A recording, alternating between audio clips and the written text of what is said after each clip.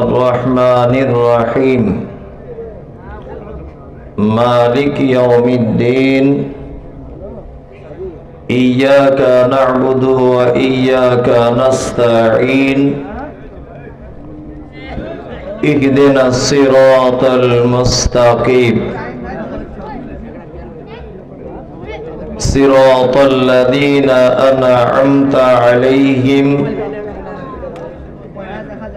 غير المغضوب عليهم ولا الضالين آمين. ربنا آتنا في الدنيا حسنة وفي الآخرة حسنة وقنا عذاب النار آمين. ربنا ظلمنا أنفسنا وإن لم تغفر لنا وترحمنا لنكونن من الخاسرين آمين. اللهم صل على محمد وعلى آل محمد كما صليت على إبراهيم وعلى آل إبراهيم إنك حميد مجيد. اللهم بارك على محمد وعلى آل محمد كما باركت على إبراهيم وعلى آل إبراهيم إنك حميد مجيد. رب اشرح لي صدري ويسر لي أمري واحلل عقدة من لساني يفقه قولي. وقال الله تعالى أعوذ بالله من الشيطان الرجيم وما خلقت الجن والإنس إلا ليعبدون. আজকের জলসার সুযোগ্য নির্বাচিত যোগ্যতম সভাপতি, উপস্থিত আমন্ত্রিত ওলামায়ে কেরাম, অত্র প্রতিষ্ঠানের শিক্ষক মহোদয়, তুলাবায়ে আজিজ, অত্র প্রতিষ্ঠানের দায়িত্বশীল ব্যক্তিবর্গ, শ্রোতা হিসাবে যারা এসেছেন, চলে গেছেন, আসছেন, নারী পুরুষ আবাল বৃদ্ধ বনিতা নির্বিশেষে সকলকে জানাচ্ছি আন্তরিক শুভেচ্ছা, ভালোবাসা, প্রেম, মোবারকবাদ। আমি আরবিতে আল্লাহর প্রশংসা আদায় করে নিয়েছি, তথাপিও আমরা পিওর বাঙালি, ওই জন্য বাংলাতেই একবার প্রশংসা আদায় করছি যে মহান রব্বুল আলামিন আমাদেরকে একটি দ্বীনি মজলিসে বসে হাদিস এবং কোরআনের কথা শোনার তৌফিক দান করেছেন। সংক্ষিপ্ত আকারে সকলেই ঠোঁট দুটিকে গিলিয়ে দিয়ে বলি আলহামদুলিল্লাহ। অতঃপর বিশ্ববরেণ্য নেতা জনাবে মুহাম্মদুর রাসূলুল্লাহ সাল্লাল্লাহু আলাইহি ওয়াসাল্লামের উপর অজস্র দরুদ শান্তির ধারায় বর্ষিত হোক। আল্লাহুম্মা আমিন, আল্লাহুম্মা সাল্লি আলাইহি। আলহামদুলিল্লাহ, এতক্ষণ পর্যন্ত আপনারা অনেক যোগ্য মানুষদের কাছ থেকে গুরুত্বপূর্ণ আলোচনা শুনেছেন। আমার নিজস্ব চিন্তা ভাবনার মতামত পেশ করছি। যে এতক্ষণ যত বক্তব্য রেখেছেন সব থেকে কম বিদ্যার মানুষ আমি। তারপরেও আমি চেষ্টা করব আপনাকে খুব সাবলীল ভাষাতে, যাতে আপনার বুঝতে সুবিধা হয়, কিছু কথা আলোচনা করার। আমি সে মহান মনিবের কাছে আশ্রয় চাইছি যে হে আল্লাহ, তুমি এই মুহূর্তে আমাকে এমন কিছু উপকারী জ্ঞান দান করো যা আমার পক্ষ থেকে মানুষের কাছে উপস্থাপন করা সহজ হয় এবং মানুষ সেটাকে সহজে বুঝে নিতে পারে। আমিন। আমি পবিত্র গ্রন্থ মুখর আল কোরআনুল কারীমের ছোট্ট একটি আয়াত আপনাদের সামনে তেলাওয়াত করেছি। এই আয়াতকে কেন্দ্রবিন্দুতে রেখে কিছু কথা আলোচনা শুরু করছি ইনশাআল্লাহ। সর্বপ্রথম ছোট্ট দুটি আয়াতের বাংলাটা শুনে নিলে মনে হয় বক্তব্য দিতে বা শুনতে সুবিধা হবে। আল্লাহ সুবহানাহু ওয়া তাআলা তিনি বলছেন, নাহনু নাকুসসু আলাইকা হাসানাল কসাস বিমা আওহাইনা ইলাইকা হাযাল কুরআন। সারা পৃথিবীতে যত গদ্য পদ্য উপন্যাস আবৃত্তি কবিতা যা কিছু আছে, সমস্ত কিছুকে উপেক্ষা করে আমি আল্লাহ সুবহানাহু ওয়া তাআলা পবিত্র আল কোরআনে যে কাহিনী, যে ঘটনা, যে কথা ওহীর মাধ্যমে অবতীর্ণ করেছি, এর থেকে উত্তম কোন কথা, সত্য কথা আর পৃথিবীর কোন কিতাবে বা বইয়ে হতে পারে না।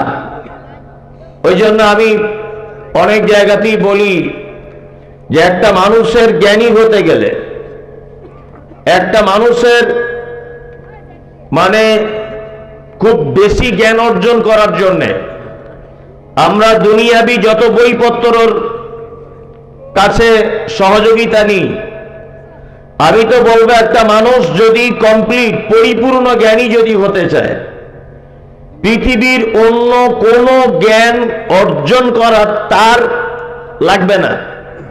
শুধুমাত্র যদি একটা মানুষ পবিত্র আল কোরআনটাই যদি অধ্যয়ন করে, তাহলে একটা মানুষ পরিপূর্ণ জ্ঞানী হওয়ার জন্য এই একটা বই বা একটা কিতাবই একটা মানুষের 60 বছরের জন্য যথেষ্ট। দৃষ্টান্ত, আজকে স্কুল কলেজে আপনি যদি দেখেন ক্লাস 5-এর একটা ছাত্র, তার সাবজেক্ট 10টা থেকে 11টা আছে না? আছে। ক্লাস 7-8 10টা থেকে 11টা 12টা তার সাবজেক্ট। 10টা থেকে 12টা সাবজেক্টে পড়ার পরেও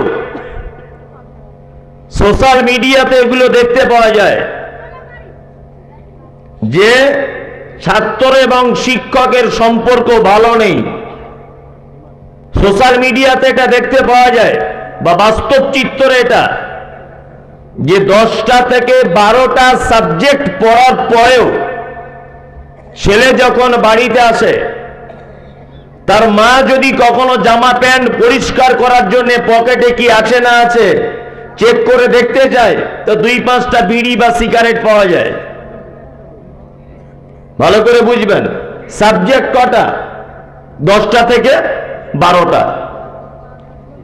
এই 10টা থেকে 12টার সাবজেক্ট অধ্যয়ন করার পরে যে লোকটা জ্ঞানী হলো, এই জ্ঞানী হবার পরেই এর ভিতরে আছে সুদ, এর ভিতরে আছে চুরি, এর ভিতরে আছে ডাকাতি, এর ভিতরে আছে ঘুষ, এর ভিতরে আছে 2 নম্বরি, এর ভিতরে আছে আল্লাহদ্রোহী, এর ভিতরে আছে বেঈমানের বীজ, সবকিছু এর ভিতরে পাওয়া যায়।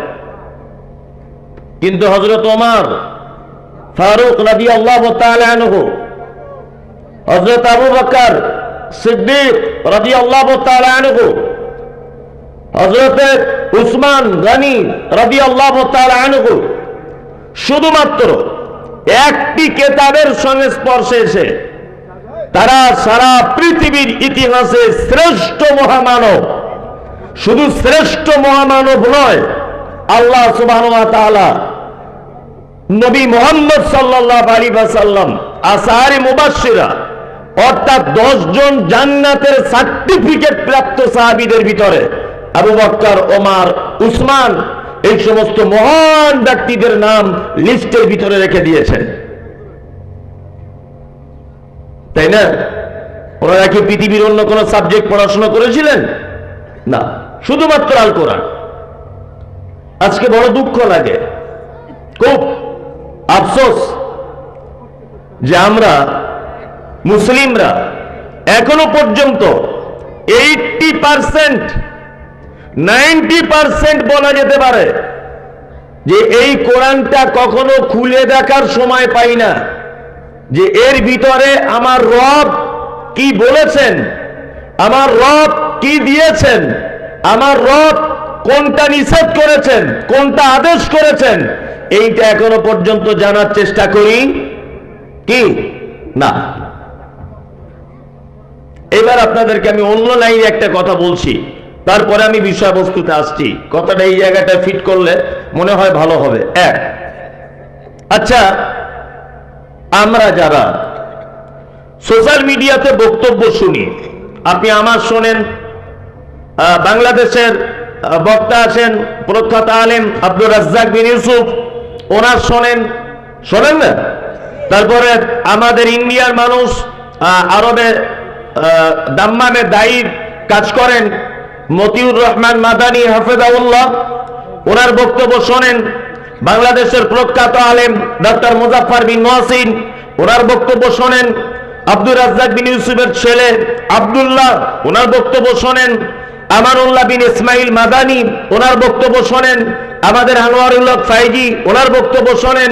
আব্দুল্লাহ সালাফির বক্তব্য শোনেন। শোনার পরেও আজকেই আমাকে মিনিমাম 10 জন বলেছে, মমতাজুল সাহেব আমরা কারটা মানবো আর কারটা ছাড়বো, আর কোনটা ঠিক আর কোনটা ভুল।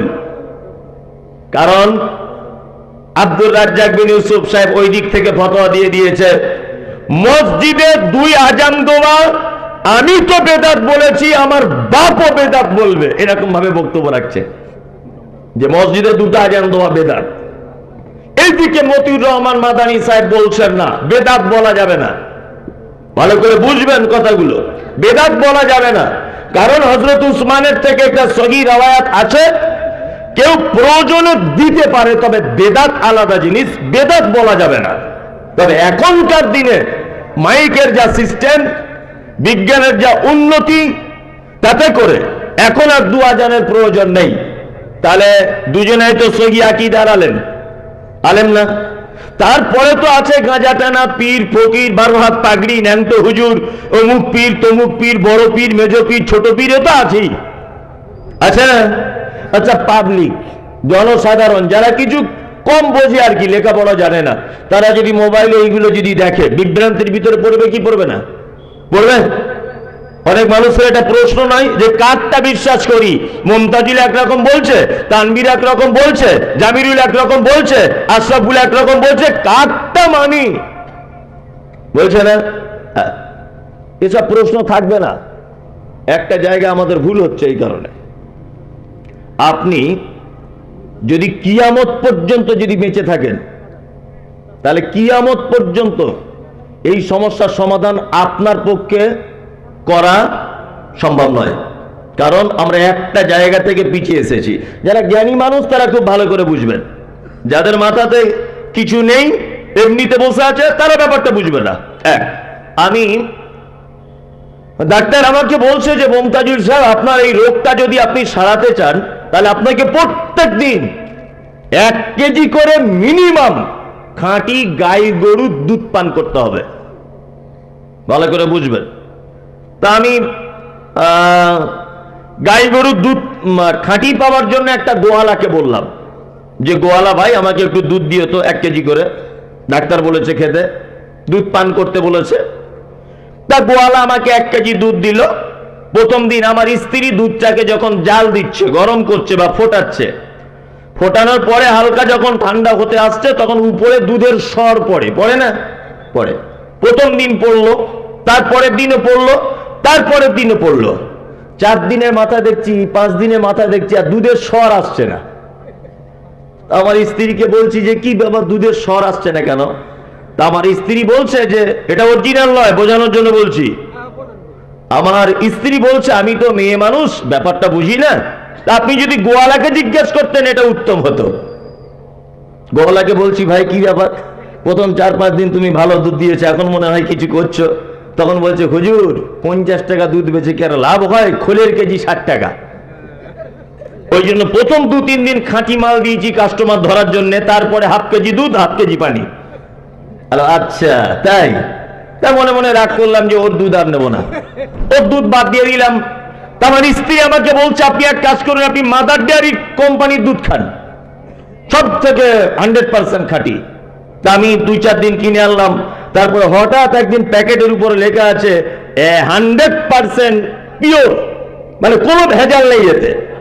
আমি তখন ভাবলাম যে কোম্পানি 100% পিওর লিখবে নিশ্চয়ই তার কোম্পানিতে নাই অন্য কোম্পানিতে ডুপ্লিকেটের ধরা পড়েছে, তাই তাছাড়া ওর লেখার দরকার কি?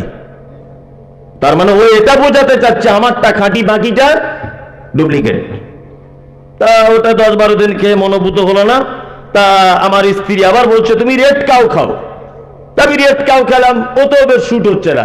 এই খাঁটি দুধ খুঁজতে খুঁজতে খুঁজতে খুঁজতে খুঁজতে খুঁজতে আমার মোটামুটি 1 মাস পার হয়ে গেল, 5-6 হাজার টাকা খরচা হয়ে গেল এটা ওটা দুধ কিনতে।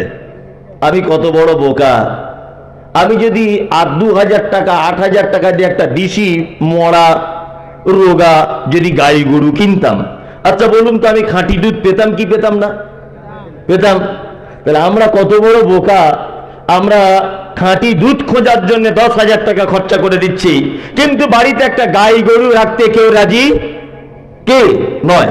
তা আপনি যদি বাড়িতে গাই গরু না রাখেন, সঠিক দুধ কোশ্চিন কালেও আপনি পাবেন পাবেন পাবেন না। এইবার আপনাদেরকে একটা কথা বলছি, কোরআন অবতীর্ণ হয়েছে 1,500 বছর আগে। কত বছর আগে? 1,500 বছর আগে। কার উপর অবতীর্ণ? মুহাম্মদ সাল্লাল্লাহু আলাইহি ওয়াসাল্লামের উপরে, তাই না? আমরা আরবি কেউ বুঝেন যারা এখানে বসে আছেন? আমি নিজে বুঝি না, আপনারা কেউ বুঝেন আরবি? বুঝেন না তো? তাহলে আপনি পিওর বাঙালি, আমিও পিওর বাঙালি।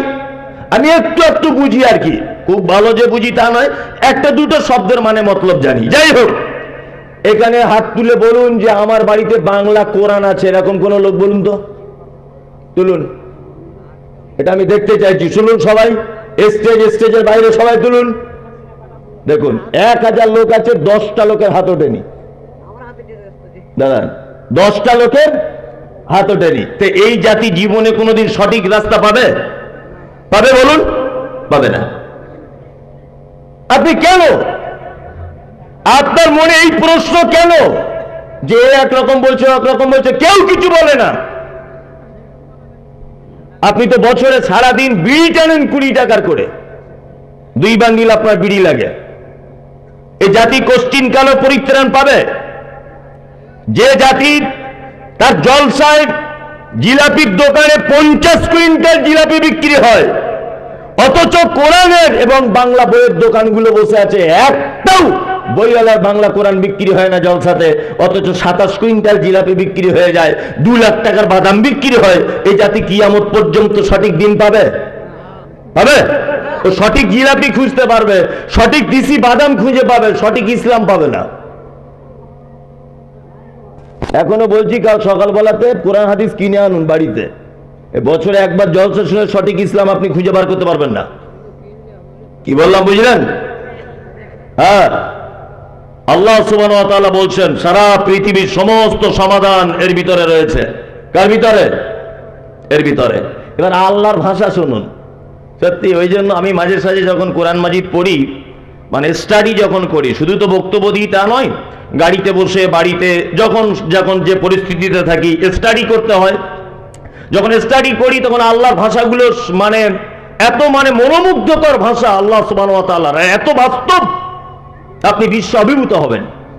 আল্লাহ তাআলা বলছেন ইন্না নিশ্চয় আরাজানাল আমানাতা আলাস সামাওয়াতি ওয়াল আরদ ওয়াল জিবাল, সর্বপ্রথম আমি এই কোরআন অবতীর্ণ করতে চাইলাম আসমানের উপরে, জমিনের উপরে, পাহাড়ের উপরে। ওয়াসফাকনা মিনহা, তারা তিনজন ভয়ে ভীত হয়ে গেল, তার দায়িত্ব নিতে চাইল না। ওয়া হামালাল ইনসান, অতঃপর আমি এই কোরআনের দায়িত্বটা তারা যখন অমান্য করলো, আমি তখন মানুষের কাছে দিলাম। ইন্নাহু কানা যালুমান জাহুলা, যাদেরকে কোরআন মাজিদ দেওয়া হয়েছে, আল্লাহ এদের চরিত্র সম্পর্কে বলছেন, এদের দুটো চরিত্র। এক, এরা হচ্ছে জাহেল। দুই, এরা হচ্ছে জালেম। জাহেলকে, জাহেল সেই যে এটাকে অধ্যয়ন করার চেষ্টা করে না, এ হচ্ছে জাহেল, যে এটা পড়তে জানে না। আর জালেমকে, জালেম হচ্ছে সেই লোক যে এইটাকে অধ্যয়ন করার পরে মান্যতা দিতে পারে না, এ কি জালেম। তাহলে 1500 বছর আগের কথা 2024 সালে মিলে যায় কি? একবার টেস্ট করা যাক। কোরআন মাজিদ আরবিতে পড়তে পারেন এরকম কারা আছেন? অনেক মানুষ, অনেক মানুষ ঠান্ডা হাত তুলতে পারছেন, অনেকজন। তবে আমি তো বলবো 50% হবে না। এখানে 1000 মানুষ থাকলে 300 জন পড়তে জানে, 700 জন জানে না। কথা ঠিক বলছি না? আরো কম জানে। 1500 বছর আগে আল্লাহ বলেছেন তারা এটাকে না পড়বে আর না এটাকে তারা মানবে। এসব আয়াতগুলো পড়লে বাস্তবতার সঙ্গে মিলিয়ে দিলে খুব কষ্ট হয়। আল্লাহ তুমি আমাদের সকলকেই বিশেষ করে কোরআন মাজিদ তেলাওয়াত করার বেশি বেশি করে তৌফিক দান করো। আমিন, আমিন।